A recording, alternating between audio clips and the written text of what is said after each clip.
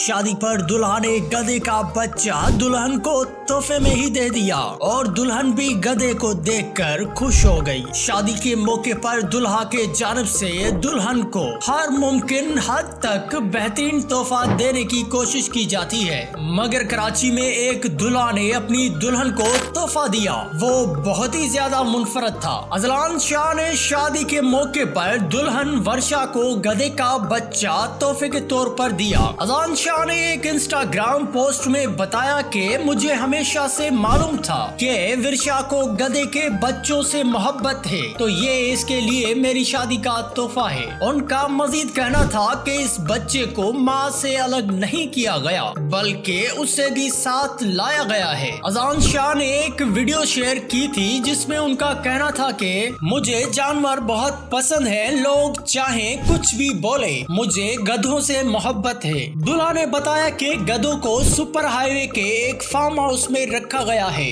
नाजरीन, दूल्हे ने दुल्हन को जो तोहफा दिया उसको आप कैसे देखते हैं? क्या ये मशहूर होने का नया अंदाज है? कमेंट करके जरूर बताएं और चैनल को सब्सक्राइब जरूर करें। Press the bell icon. मिलेंगे किसी और वीडियो में।